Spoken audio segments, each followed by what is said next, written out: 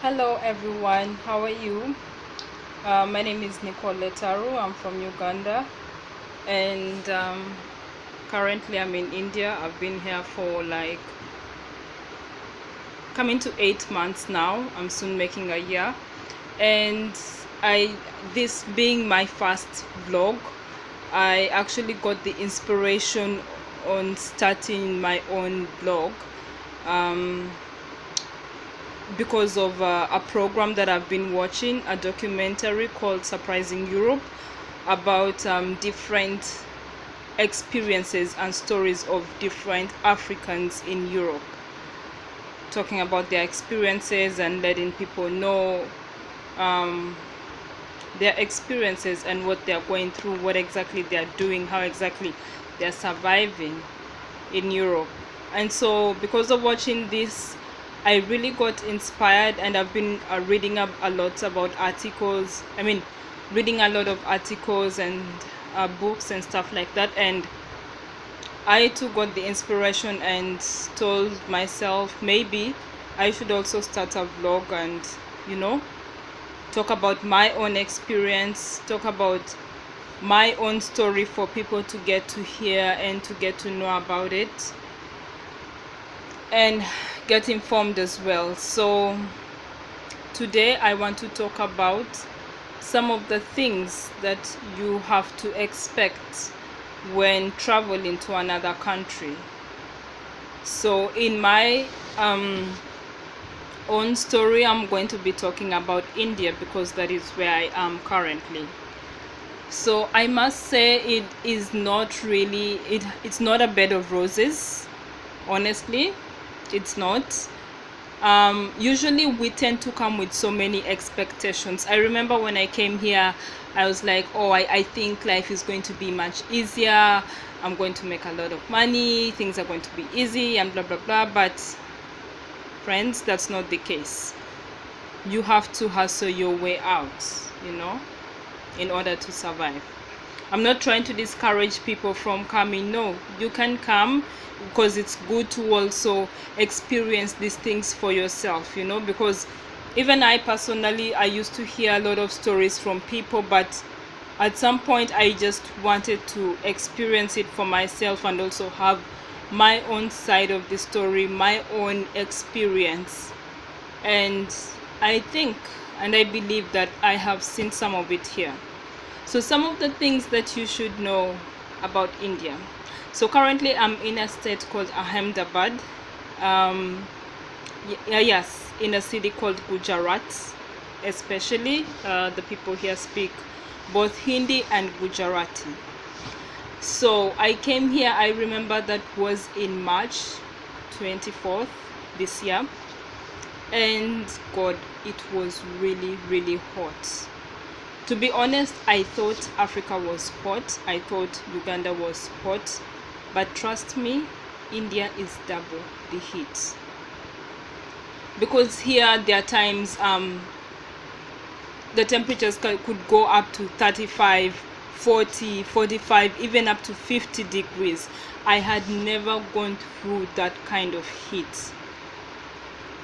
In Africa, I used to think I was going through heat, but honestly, I wasn't going through heat. Here I have faced heat, and I ask myself, okay, how do these Indians manage living with this weather, you know?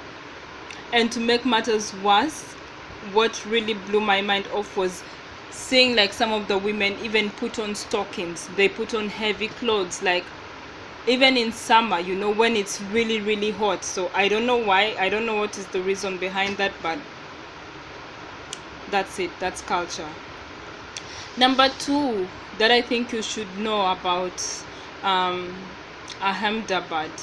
When it comes to getting accommodation, it's really not easy.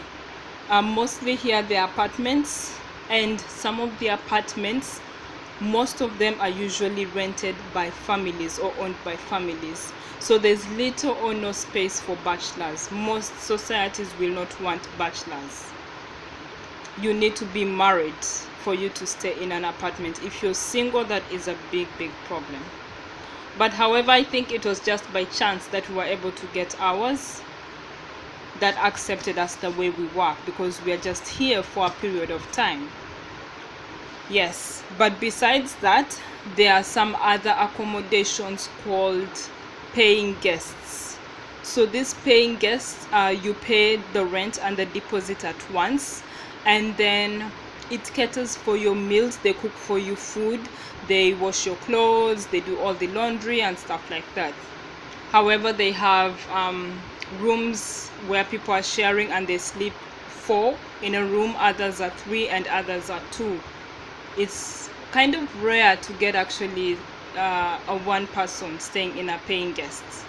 Yes, even in an apartment it's quite hard. So yeah, it's really not easy when it comes to apartments. So if you're coming here, then have that in mind. Prepare in advance, try to do as much as research as possible, try to find out from people, so that when you come, at least you know where you're going to. You don't just have to start hustling your way out right from the beginning. Yes. And then, however, when it comes to also staying in these apartments or paying guests, there are very many restrictions on top of that. So with this particular state, most of the Indians here are actually non-veg people. They do not eat beef, they do not eat chicken, some of them do not even eat eggs. That is the list. At least others stop at eggs, others stop at milk, others don't do any. So to get an apartment or a paying, it's very rare to get you may get an apartment that may allow you to cook non-veg, but it is not easy. That is by chance.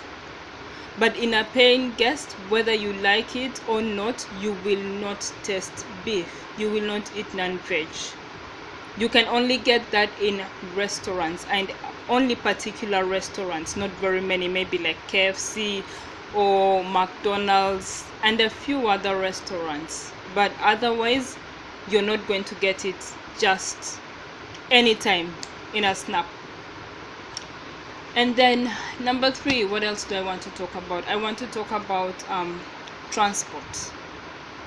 Now remember, when you're coming here, make sure that you always have internet, especially if you want to go somewhere far and stuff like that. You have to book a cab online because it's more cheaper.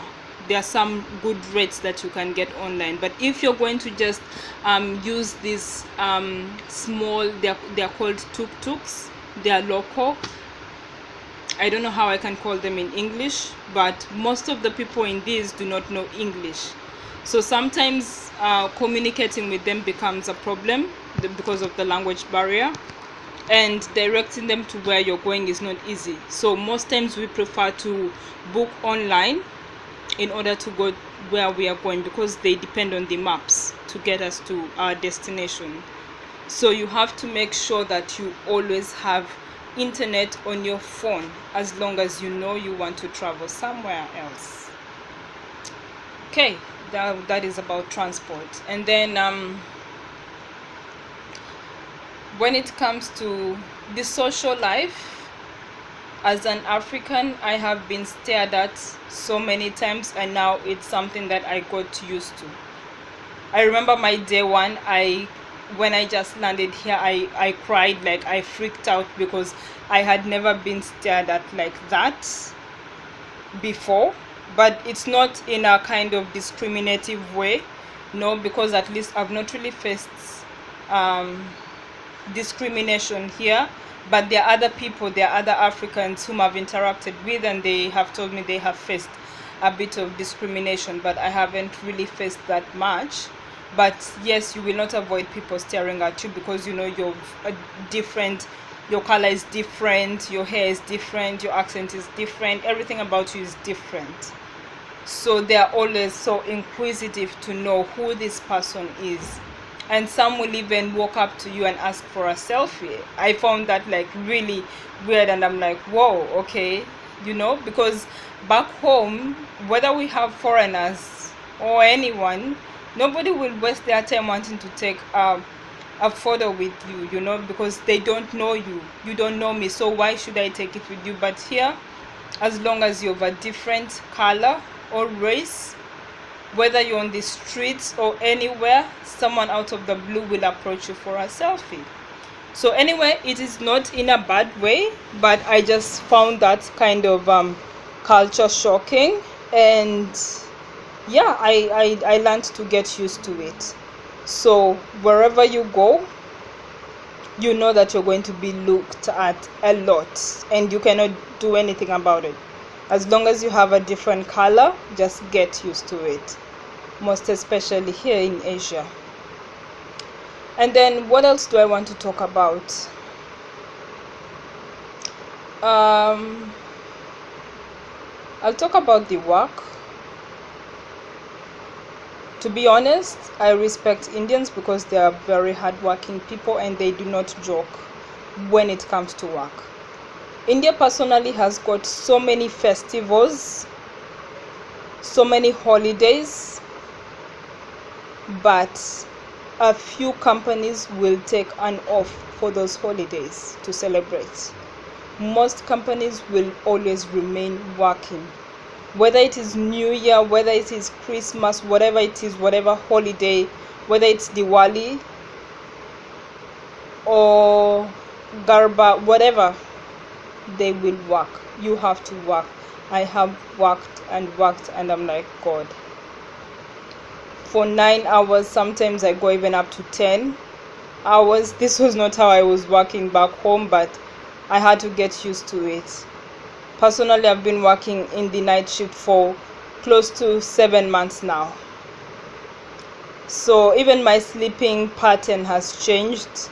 I because I'm awake the whole night, I only get to sleep during the day, and sometimes even during the day I fail to get enough sleep, you know. So it's because my whole sleeping cycle has changed. So yeah, that is about work. But however, at least when it comes to the payment, sometimes they take long to pay, but at least they always endeavor and see to it that you get your payment. At least that is the good thing. I've not really faced any kind of exploitation where they make you work and then you're not paid. No, you're paid at the end of the day. What you work for is what you will get at the end of the month. That is the good part of it. And but here in this state, there's not really much activity that you can do. There's not really much social life here. The only social activity that people like to do in this state is to eat. Yes, Indians in this state love food so much. There are no clubs. You cannot access alcohol. If you're a foreigner, you have to apply for an alcohol permit within the first 2 weeks of your arrival, and it permits you to buy alcohol in a few particular hotels, but the permit only lasts for a month. So that is it. But most people here try to get it in the illegal way, in the black market way, but if you're caught, then of course you have to face the law. Otherwise, alcohol is strictly not permitted in this state. It is permitted in other states, it's sold in other states, but not really in this state. So yeah, that's it. And then the next thing I would talk about also is the food. The food is quite different from what I've been eating back home. It's very spicy. There are some dishes that are really so spicy. I remember the first time I ate there's a meal called sabji, there's another one called paneer. I was like, oh my god, like the chili was literally burning my lips, and I was like, okay, how do these Indians manage, you know? But they eat it, they find it so normal, it's just okay for them. Even their kids eat this chili like nothing. You find all different kinds of chili, green, red, yellow, you know, all that is being put in the food, and they're used to it. So you have to adopt because you have no other way. I mean, this is the only food that is there before you, you know, unless if you want to go to the restaurants and be eating fast foods all the time, then fine. If you have the money, good. But if not, you'll have to eat whatever is there before you. And then the last thing that I would love to talk about also, this goes to the ladies. So in case you're planning on coming here, you have to come here with all your hair products, especially if you're African.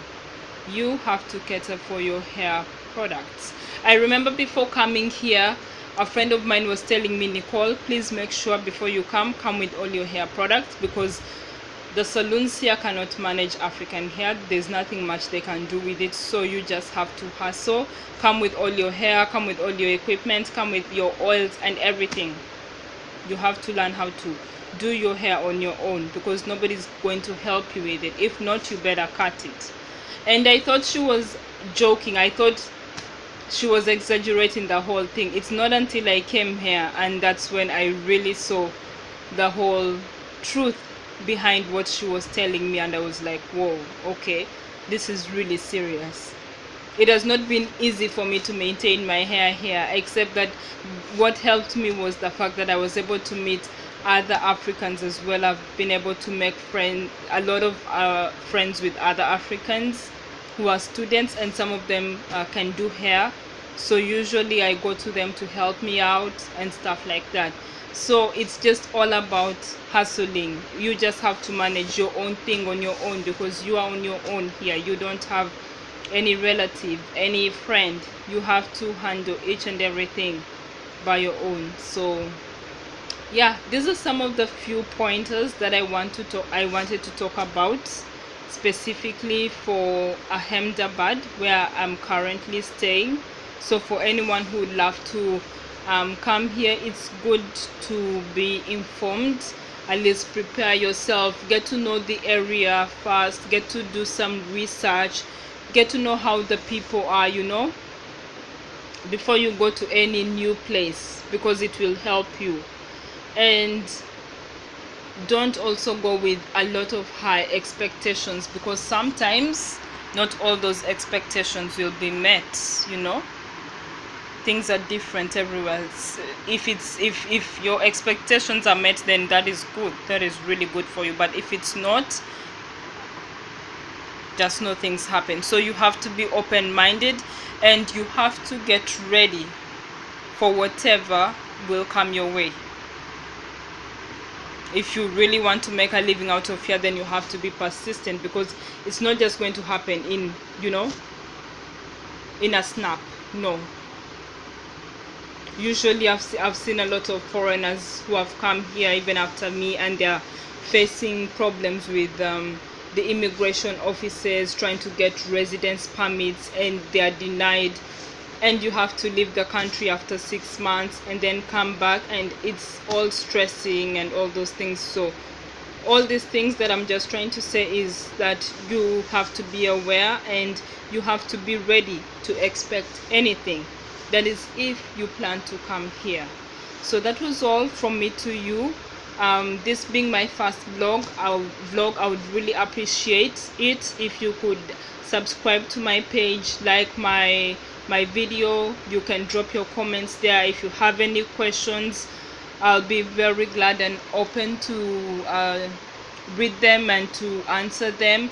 If there are any other things that you want me to talk about, I'm more than ready to do that in my next video. Otherwise, for now, this was all I had, and this was what I wanted to pass on to you guys. So take care, and I'll see you next time in my next video. Bye bye.